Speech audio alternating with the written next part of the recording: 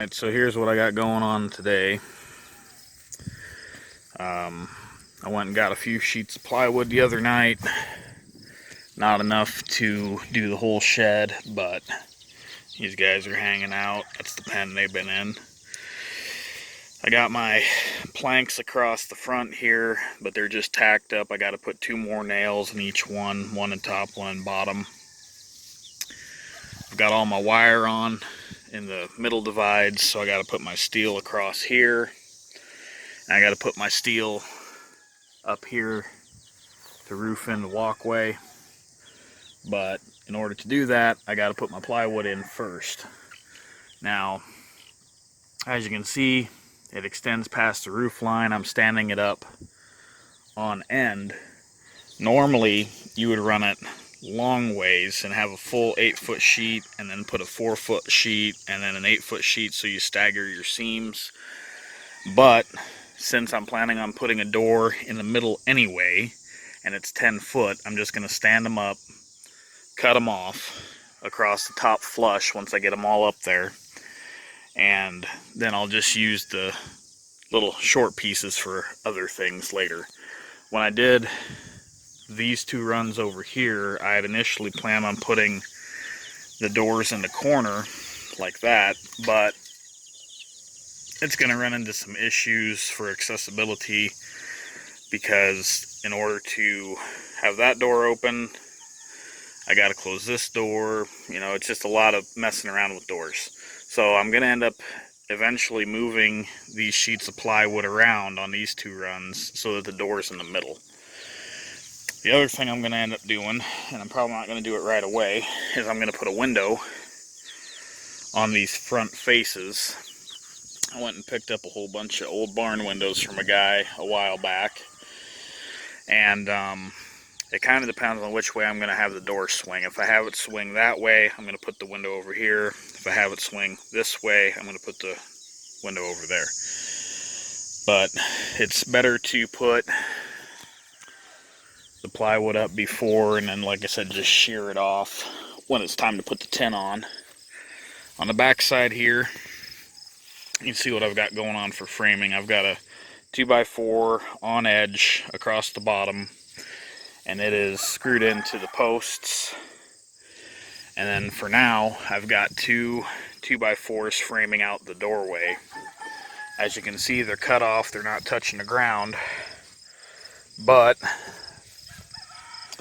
I'm probably going to put something under there, like some scrap bits of plywood, or not plywood, excuse me, scrap bits of 2x4 and post where they are needed to support the bottom board. Now, as far as why I don't have them 2 foot on center, well, that's partially because I decided to use 4-inch posts, and I don't think I'll really need it. The other thing is, like I said, I don't know which side I'm going to put the window, and once I decide, I'll have to frame that in anyway. So for now, I'm just focusing on getting the doors framed in, and then I'll come back and do that part later. Got the door for this framed up, but I hadn't hung it yet because I knew I was going to need to get this other sheet of plywood up, because that door is going to go right along this seam. And you can see I've got a spot where I had to notch a board. I can just cut a piece later and stick that in there. I'm not too worried about that. I'm sure some of you are wondering, why in the heck am I not using treated plywood? The answer is, I've got a lot of things that I want to do to these walls, and rather than chopping it up, you know, a bunch of barn steel and then changing my mind and that kind of thing, I'm going to put the plywood up for now, get it how I want it, and then I will do steel on top of it. So instead of breaking out the tape measure every time I need to make a measurement, usually I'll just mark boards to fit. So I've got this upright in the doorway here. Now I got to put the other one in. So I threw my sheet of plywood up, and then what I'm going to do, I'm just going to take this 2x4. I'm going to just barely stick it on this bottom 2x4. You don't want to do it too much because you'll alter your angle and you could add measurement to it. And then I'm just going to draw a line right there. Then I'll use my square and put it across the broad face of the board and cut it off.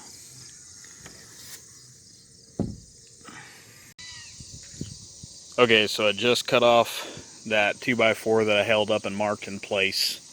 I want to show you something. This goes with paying attention to your materials. That end of that board is a good end. However, this end that I cut off is clear full of knots. It would have been real difficult to get a screw through. So I chose to cut this end off to eliminate the problem. Now that I've got it cut, I'm just going to eyeball a mark about center here. And do the same down on the other end. And that will give me a point of reference to line my plywood up with when I screw this in place. So the next step is going to be to screw this 2x4 in place and then put a couple screws into this sheet of plywood to hold it in place so that I can butt this plywood up against it. Now this last sheet's going to be the tricky one because I'm going to have to do the same thing that I did over here, and I'm going to have to notch it. And that one was kind of a trial and error fit. I didn't think I was going to have to cut it in that far. It's about 3 2x4s width, but I'll get this up now. Okay, so I got my last sheet of plywood notched here. I'm going to do a test fit in a second. What I did is I stood it up against the post, vertical, marked off where the beam was, and then I laid it down and measured from my 2 foot of sheet of plywood over, and then I measured from that edge this direction, the same measurement, so I had a general idea of how far in to do my cut. I want to show you something here real quick now. This post here is a used post, that's why it's got a notch in it and a bunch of nails. Well, it got set last year. So you take a post, especially a treated post, that's been set in the ground with nothing pulling on it any direction whatsoever, it's probably going to twist. And it did. It twisted this way and also curved that way. Now I didn't catch this when I cut my board up here, and I didn't notice it until I put this header in and was looking down the line. Now it's still not perfectly straight, but it was sucked in significantly here, and as you can see, I had to cut the screws and put a spacer in here. It was the width of the thickness of a 2x4 out of plumb. Now the way that I set it to plumb is this board right here. I put 2 screws in right here, and I started 2 screws up here. And basically, I had Carolina hold a level on the side here, and I started whacking this with a hammer until I got to level, and then I put the screws in to hold it in place. Then, I put 2 screws in up here at the top of the post, so that when I take this out, it will hold it where it should be. But if you ever deal with something that's crooked like that, that's basically what you can do to remedy that. So this run's just about done. The main things I got to do, I got to put extra nails in on the outside here. I got to put this piece of steel through here, cut that plywood off and put steel across the top, and then I can use this pen. Now, you see how I got this tin cut off so you can step across it. Well, Carolina says that's a little bit too high yet. So when I'm making these new doors, what I'm doing is they're 6 foot 2x4s. I'm cutting a foot off of them, and then when I hang them, I keep that little trim bit. It's right there. It's going to get screwed in that way and that way. I'm going to put a piece of tin across it. Essentially, it'll be just like this piece where I can just take 4 screws out and take it out if I want to make this into one large pen. Now, she's at work, and I wanted to get this door hung. So here's what I came up with. Took a 2x4. I didn't have a shorter one, so I just used one of the 6-footers. I put a screw in here and a screw in here, and I started 2 here, but this one was too far out. And I lifted it up into position at about the height I wanted it at. Made sure it was flush against the wall over here, and then I put 2 screws in here. Now my goal with doing that is, hopefully, it's relatively flush. You can see it kind of flares out at the top there just a hair, but it should work. So I'm going to take these screws out and we're going to see how it swings. One thing I will mention here, you see this extra piece of 2x4. What that is that's for me to mount my steel to, and because I'm putting steel there, I didn't put any staples along that section, because once I put my metal screws in, that'll sandwich it and it'll be fine. Door swings just like I wanted it to.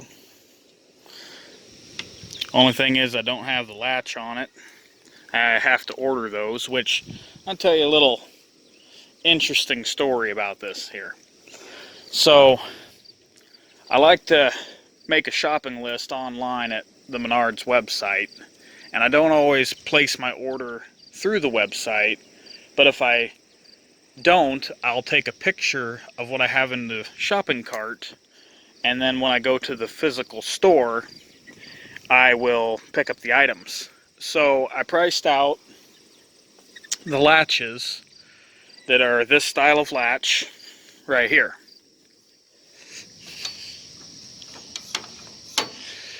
And the price I got for a latch with a door handle on their website is $10.89.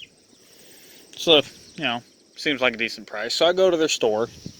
I cannot find this thing anywhere. And finally I go to their little help desk, and they're like, yeah, that's a special order item. I said, well, answer me this. And they obviously couldn't come up with a good answer, but I said, I can go back to the aisle where your gate latches are right now, and I can pick up this gate latch by itself without the door handle. I said, if I order it online with the door handle, it's $10.89. If I go back in the aisles of your physical store and buy it without the door handle, it's just shy of $13. Now, how does that make any sense? And I was kind of partially hoping maybe they'd say, you know what, that doesn't make any sense. Tell you what, go back there, pick up the ones you want. We'll discount it to the other price. No, all they said was, well, sometimes they run specials on the website. Anyway, sorry we don't have it. Best luck to you. So that was a little obnoxious, I will say. But the other thing I noticed in the process of building this is as I tightened the wire, we got a little carried away here on this end, and you can see that 2x4 has got a bow in it now. So I think what the smart thing would have been to put the steel and then lace the wire and pull it tight, because that steel would have held it in place. So now I'm going to have to fight it when I put the steel on, trying to make it reach clear across and everything. Alright, so went and got the rest of my plywood for the front yesterday, and I got my pieces that are 2 foot ripped and staged. Check this guy out.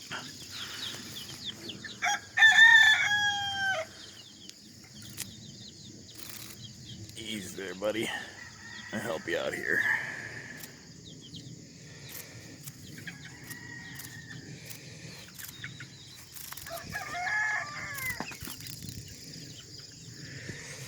Anyways, I got one section done here.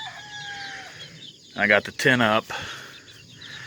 As you can see, I'm still fighting the fact that these 2x4s are bowed what I've had to do is take a wood clamp and stretch it across from here to here and clamp it, put a couple screws in, move it down, and so on and so forth.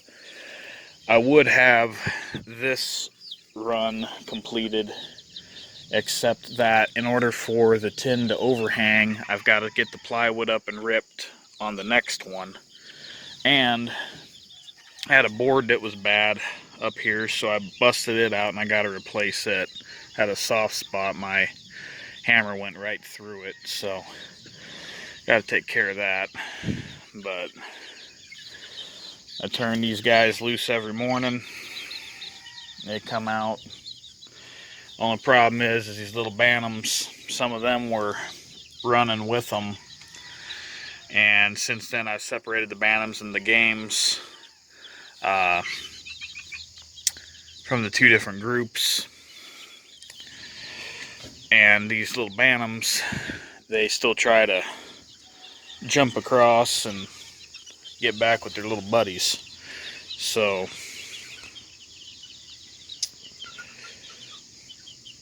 I got my door to the shed cut into this pen. I've got it marked for that one. For now, I'm just going to start getting this plywood up. I'll worry about cutting the doors in later. And I've got all my steel now, thanks to my neighbor, to get the runs completed, so I can start putting that in. That was part of what was holding me up, and we'll just keep working on her.